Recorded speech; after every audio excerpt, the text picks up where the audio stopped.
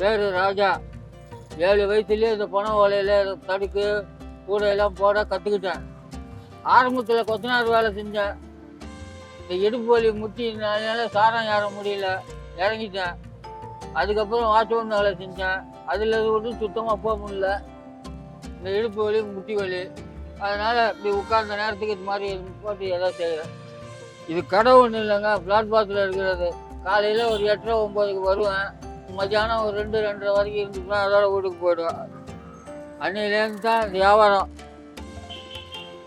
இது ஒன்றும் கடையில் கொண்டு போடுறது இல்லை, இதோ மாதிரி வரவங்க போகிறவங்க வாங்குறது. அதில் தான் இப்போ உள்ள செலவுக்கு எந்த தொழிலும் இல்லை. இதுதான் கைத்தொழில், இதில் தான் நடக்குது.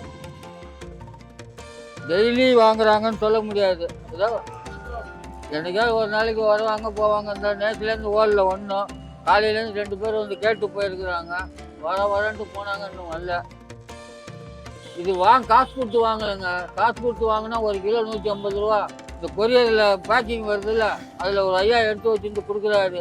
அதை வச்சு போடுறேன், வேலையை செய்கிறேன்.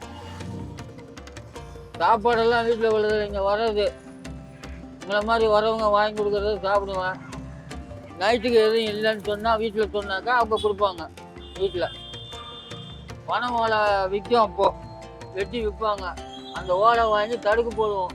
அன்றைக்கி ஒரு தடுக்கு 2 அணா விற்குது, ஒரு டீ 1 அணா விற்குது. இன்றைக்கி 10 ரூபா விற்கிது ஒரு டீ. கூட விற்றுருச்சுன்னா இங்கே எடுத்துக்கணும், விற்கலைன்னா கையில் எடுத்துகிட்டு போகிறது.